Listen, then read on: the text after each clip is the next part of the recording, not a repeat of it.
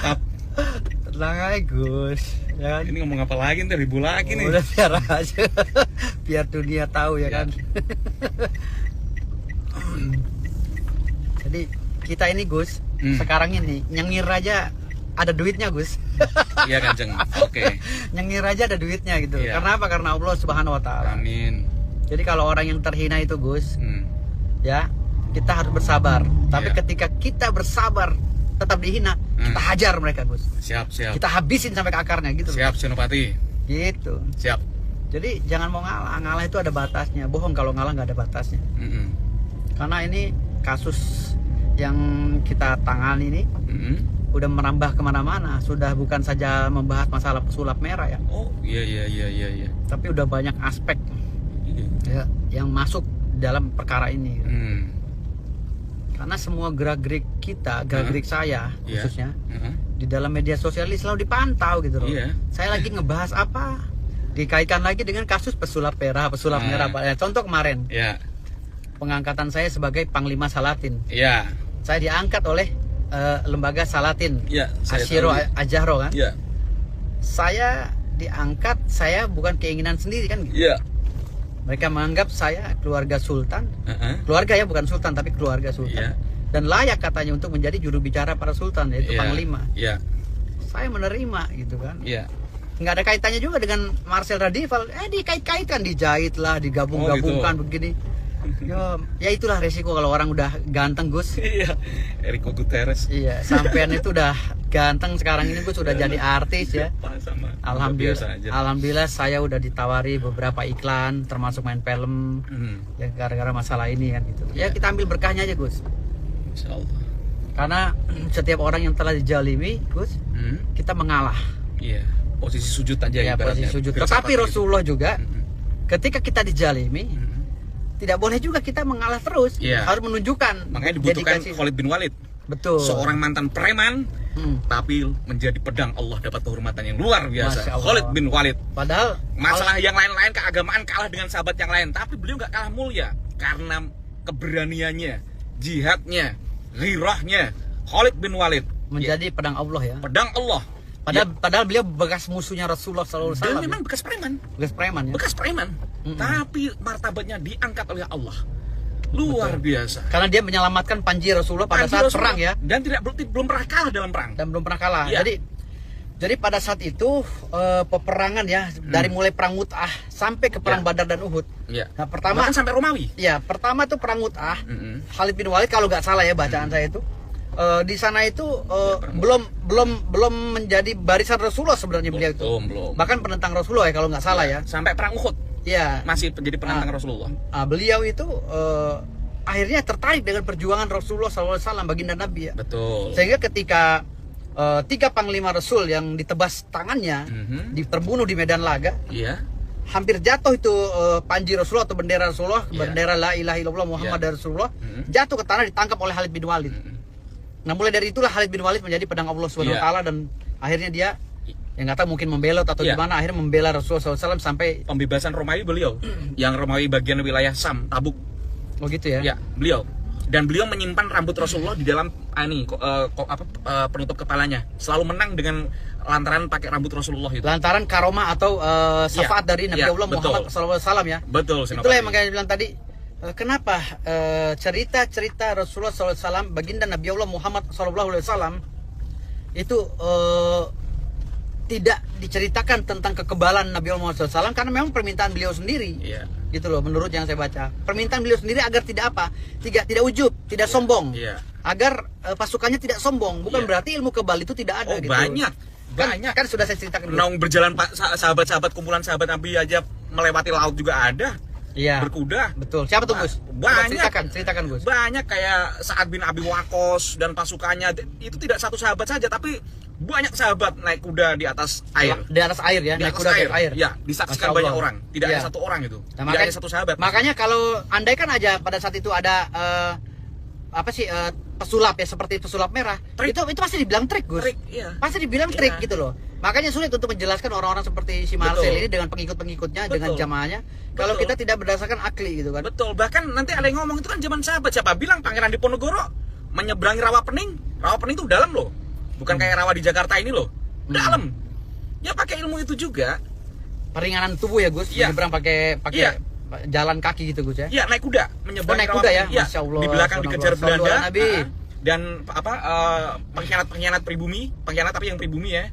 Ya Londo Ireng kalau orang bilang kan. Iya. Nah, itu. Ya karena memang Indonesia ini hancurnya karena pengkhianat seperti itu, Gus.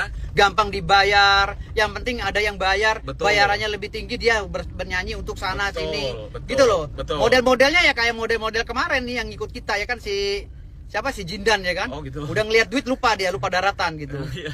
Gitu Gus. Iya. Ya itu saya bilang tadi. Ini ya, nggak tahan mental untuk berjuang bersama ini. Jadi mengaku cuci Rasulullah juga nggak boleh kalau sananya nggak kuat mental dalam menegakkan amal ma'ruf nahi mungkar kan gitu. Cuci Rasulullah dari segi mananya kan gitu. Kita lihat dulu terahnya, nasabnya jelas nggak kan gitu. Betul, itu senopati. Satu lagi perlu diluruskan pendapat masyarakat. Kalau emang ada ilmu kesaktian, kenapa kita dijajah 350 tahun? Siapa bilang kita dijajah 350 tahun seluruhnya? Aceh baru takluk sama Belanda itu 1900 lebih. Tahun 1900 lebih baru takluk. Ya, jangan lupa itu. Dan kesultan yang tidak pernah tunduk kepada Belanda adalah Sultan Bima. Ingat tuh, itu buyut saya tuh, Sultan Ismail Muhammad Shah sampai Sultan Salahuddin. Iya, jadi Sultan Bima itu menyerahkan kedaulatannya ke NKRI tahun 1951. Ya, tahun 1958 pemerintah Republik Indonesia menganggap bahwa tidak ada lagi kesultanan dan hanya ada pemerintahan daerah tingkat 1, tingkat 2 dan lain-lain. Itu menurut administrasi negara kan gitu.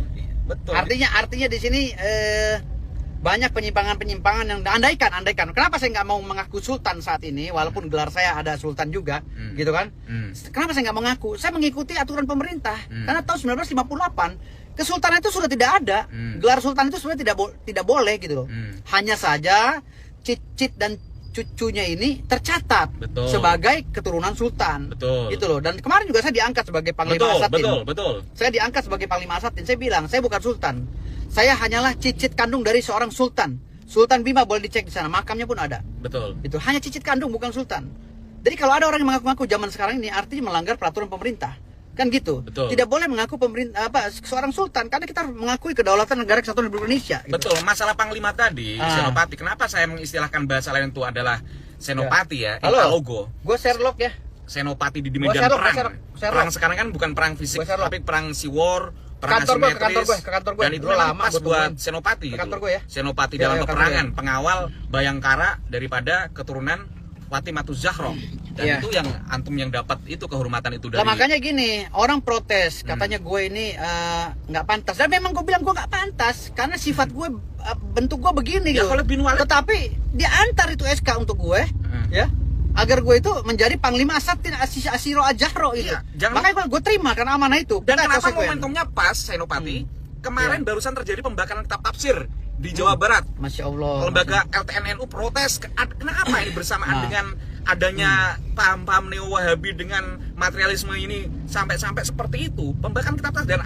Dan Senopati daripada pengacara Firdaus sendiri punya keinginan untuk bagaimana membackup, memberi pengamanan pada literatur pesantren yang membumi dengan Nusantara ini. Tujuan para generasi sultan ya itu sebenarnya yang tergabung dalam Salatin ingin melindungi hak-hak hukum daripada orang-orang Islam, khususnya para ustadz, kiai dan yang dikebiri oleh hukum itu sendiri gitu loh. Padahal tujuannya itu dan meluruskan agar orang jangan sembarangan dengan gelar sultan. Karena gelar sultan itu nggak main-main gitu loh. Ada orang yang mengaku saya ini sultan itu gitu. Misalnya sultan Andara gitu. Nggak boleh begitu. Carilah sebutan-sebutan lain. Misalnya kata saya bos Andara, saya orang paling hebat di Andara. Nggak apa-apa. Tapi kalau bicara masalah sultan, kami generasi sultan protes kan gitu. Ya sakral soalnya. Sakral karena itu udah sangat sakral sekali. Dan ingat ya. Kesultanan lah yang membiayai negara ini sehingga negara ini mempunyai APBN, anggaran belanja negara. APBN. Artinya di sini jangan dilupakan juga sultan, generasi sultan itu gitu. Sultan sekarang ini mungkin ada yang miskin ya, yang ekonominya di bawah standar kan gitu. Tetapi jangan dihina, biar gimana pun buyut beliau itu telah berjuang dan berkontribusi pada bangsa negara ini gitu. Itulah yang saya jalani sebagai panglima Salatin ya, untuk melindungi hak hukum sebenarnya gitu loh. Hak hukum daripada keluarga sultan, para kerabat sultan yang menapuk perjuangan di dalam keislaman gitu loh. Nggak ada hal lainnya. Lantas kenapa saya diangkat jadi panglima Salatin? Saya juga bingung. Sampai saya protes beberapa kali. Kok saya diangkat jadi panglima Salatin? Saya bilang begitu. Apakah saya pantas? Ya karena dianggap saya bisa berbicara untuk menyampaikan apa sih keinginan para sultan. Saya dijadikan panglima sebagai komando terdepan. Itu aja sebenarnya, Gus. Bukannya malah mereka bersyukur, malah nyemooh gitu loh, kan harusnya seneng gitu. Makanya saya bilang tadi sini, kalau untuk bicara masalah dukun ya, saya sebagai pengacara membela hak-hak rakyat yang sedang terjolimi. Dukun ini bagian daripada rakyat Indonesia loh, jangan dikebiri, jangan diinjak-injak. Mereka punya kehidupan juga yang sama dengan kalian, punya hak sosial di tengah masyarakat Indonesia gitu loh. Jadi kalau kalian ini menginjak-injak mereka juga, ya begitu gitu. Jadi perlu dipahami ya, sekali lagi. Kemarin katanya saya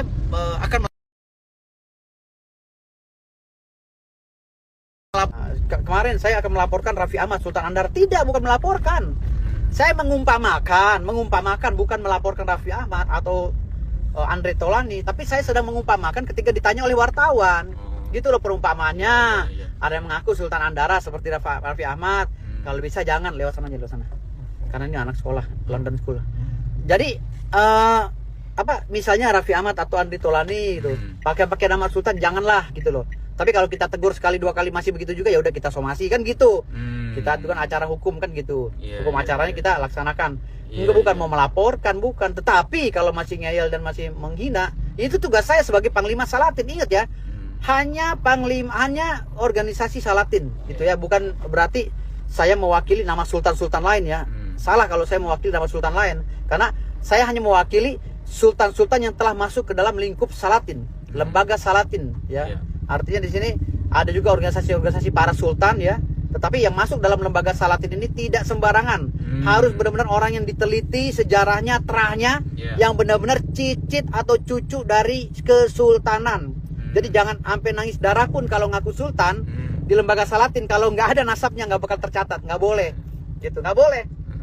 Coba aja daftar ke lembaga Salatin, boleh nggak itu dibayar pakai uang? Nggak bisa. Karena lembaga Salatin ini ketat. Gitu Gus. Betul.